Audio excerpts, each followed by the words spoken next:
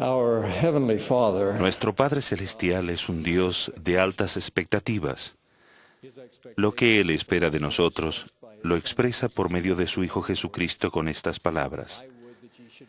Quisiera que fueseis perfectos, así como yo o como vuestro Padre que está en los cielos es perfecto.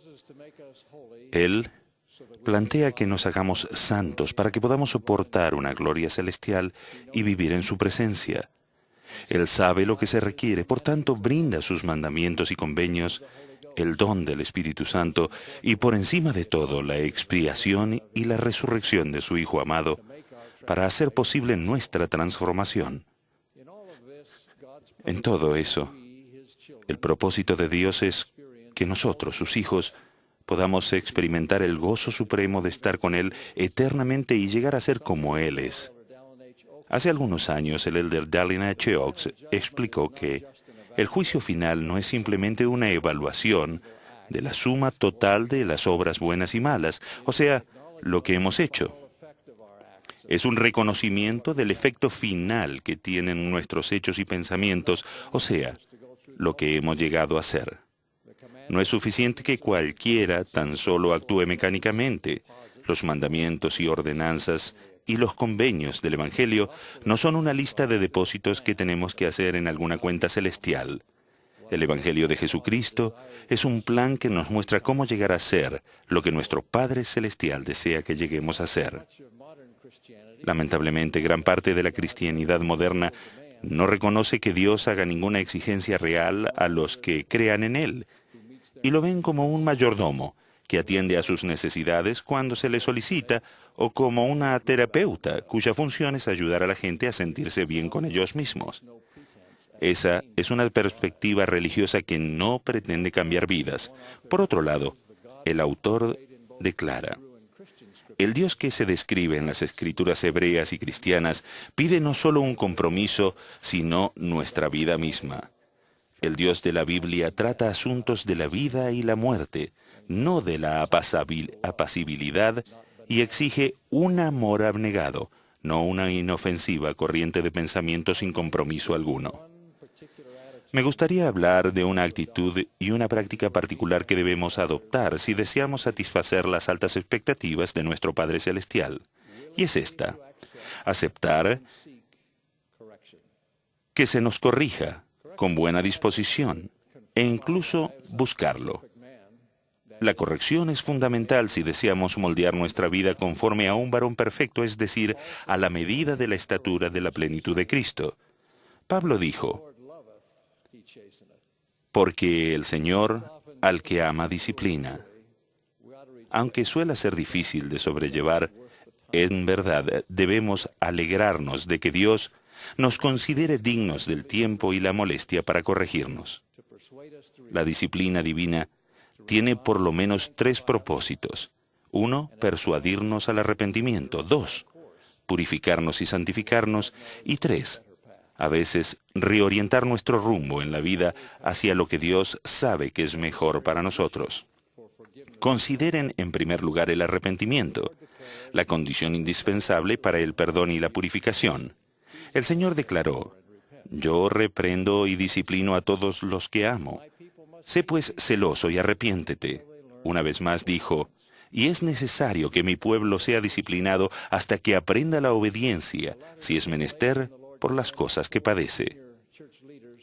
En una revelación de los últimos días, el Señor ordenó a 4 líderes prominentes de más antigüedad en la Iglesia a arrepentirse, como podría ordenarnos a muchos de nosotros, por no enseñar debidamente a sus hijos conforme a los mandamientos y por no ser más diligentes y atentos en el hogar. El hermano de Jared, según se menciona en el libro de Mormón, se arrepintió cuando el Señor estaba en una nube y habló con él por el espacio de 3 horas. Y lo reprendió porque no se había acordado de invocar el nombre del Señor. Debido a que el hermano de Jared respondió a esta severa amonestación con tan buena disposición, más adelante se le dio el privilegio de ver y ser instruido por el Redentor en su estado premortal. El fruto de la disciplina de Dios es el arrepentimiento que lleva a la rectitud. Además de impulsarnos al arrepentimiento, La experiencia misma de sobrellevar bien la disciplina puede perfeccionarnos y prepararnos para mayores privilegios espirituales. El Señor dijo, es preciso que los de mi pueblo sean probados en todas las cosas a fin de que estén preparados para recibir la gloria que tengo para ellos. Sí, la gloria de Sión. Y el que no aguanta el castigo no es digno de mi reino. En otro lugar, él dice, porque todos los que no quieren soportar la disciplina antes me niegan, no pueden ser santificados. Los seguidores de Alma establecieron una comunidad de Sión en Elam, pero luego fueron llevados al cautiverio. Ellos no merecían sufrir, sino todo lo contrario. Pero si vamos al registro, encontramos que éste narra, con todo, el Señor considera conveniente castigar a su pueblo, sí. Él prueba su paciencia y su fe. Sin embargo, quien pone su confianza en Él será enaltecido en el postrer día, sí. Y así fue con este pueblo. El Señor los fortaleció y aligeró sus cargas hasta el punto de que casi no podían sentirlas sobre sus espaldas, y luego, en su momento, los liberó. Su fe se fortaleció enormemente por la experiencia y desde entonces y para siempre disfrutaron de una relación especial con el Señor. Dios usa otra forma de castigo o corrección para guiarnos hacia un futuro que no podemos ni logramos imaginar ahora, pero Él sabe es el mejor camino para nosotros. El elder Hugh B. Brown, quien fue miembro de los 12 y consejero de la primera presidencia, compartió una experiencia personal. Él contó que había comprado una granja muy descuidada en Canadá hace muchos años. Mientras limpiaba y reparaba la propiedad, se encontró con un grosellero que había crecido más de 2 metros de alto y que no producía grosellas, así que lo podó radicalmente, dejando solo unos pequeños tallos. Entonces observó una gota parecida a una lágrima en la punta de cada uno de esos tallos, como si el grosellero estuviese llorando, y se imaginó lo que la planta decía. ¿Cómo pudiste hacerme esto? Estaba creciendo tan maravillosamente y ahora me has talado. Todas las plantas del huerto me miran con desprecio. ¿Cómo pudiste hacerme esto? Creí que tú eras el jardinero aquí. El elder Brown respondió, mira, pequeño grosellero, yo soy el jardinero aquí y sé lo que quiero que seas. No quiero que seas un árbol de fruta ni un árbol de sombra. Quiero que seas un grosellero. Y algún día, pequeño arbusto, cuando estés cargado de fruta me dirás, gracias, señor jardinero, por quererme lo suficiente como para talarme. Años más tarde, el elder Brown servía como oficial de campo del ejército canadiense en Inglaterra.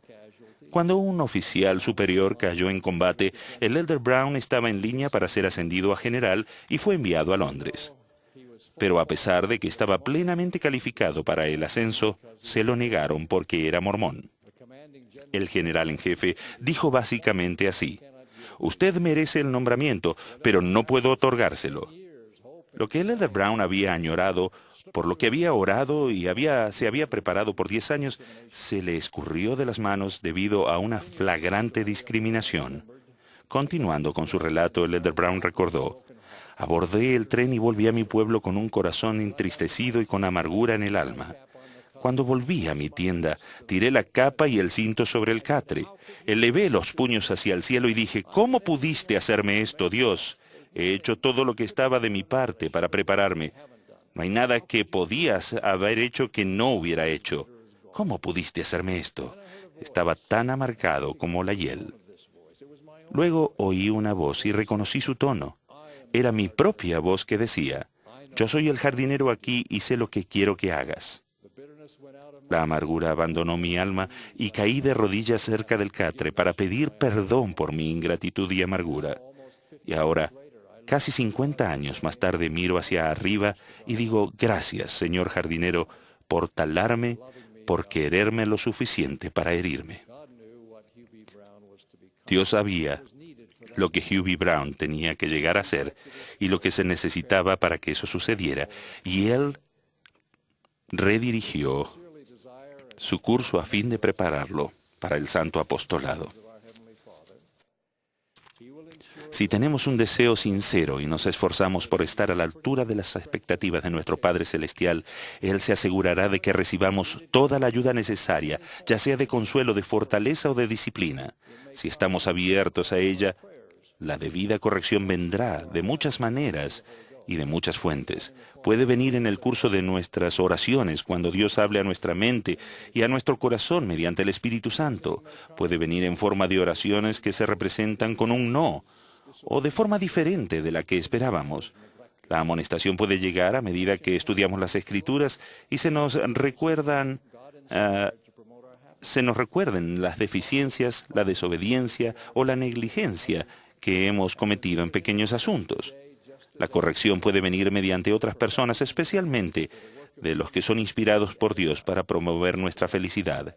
En la actualidad, los apóstoles, profetas, patriarcas, obispos y otros se han instituido en la Iglesia como se hizo en la antigüedad, a fin de perfeccionar a los santos para la obra del ministerio y para la edificación del cuerpo de Cristo.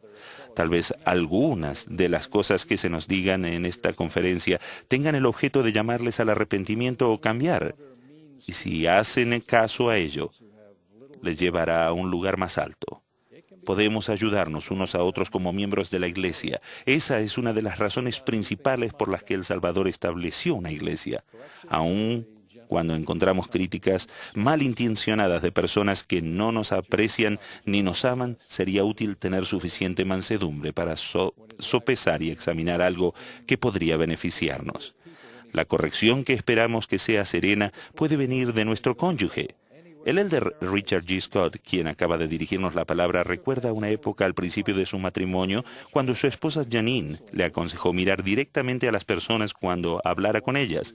Ella le dijo: tú miras al suelo, al techo, a la ventana, a todas partes excepto a los ojos.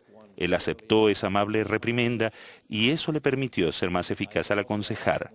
Como uno de sus exmisioneros de tiempo completo, puedo dar fe de que mira directamente a los ojos en sus conversaciones, y también puedo añadir que cuando uno necesita corrección, esa mirada puede ser muy penetrante. Los padres pueden y deben corregir, incluso disciplinar, para que sus hijos no sean lanzados a la deriva. El presidente Boyka Packer ha observado que cuando una persona que está en una posición para corregir a otra no lo hace, piensa en sí misma. Recuerden que la amonestación debe ser oportuna, con nitidez y claridad, cuando lo induzca el Espíritu Santo, y entonces demostrando mayor amor hacia el que hayan reprendido, no sea que los considere su enemigo.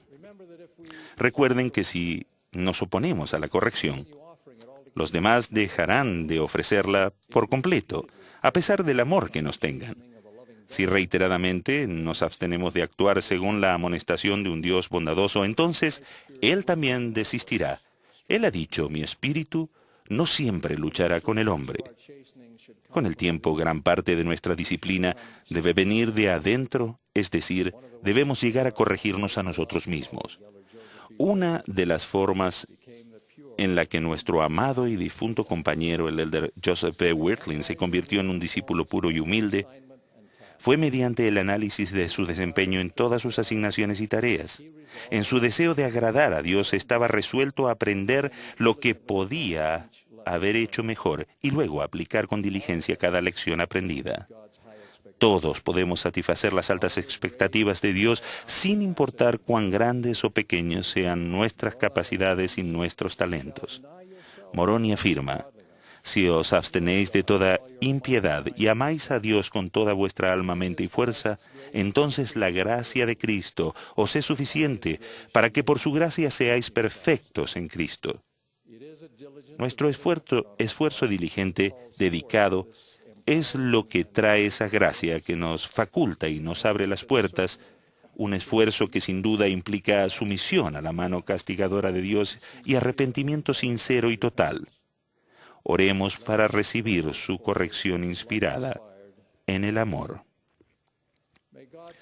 Que Dios los sostenga al esforzarse para satisfacer sus altas expectativas y les conceda la felicidad y la paz plenas que derivan naturalmente de ello. Sé que ustedes y yo podemos llegar a ser uno con Dios y con Cristo. Testifico con humildad y confianza de nuestro Padre Celestial y de su Hijo amado, y del dichoso potencial que tenemos debido a ellos. En el nombre de Jesucristo. Amén.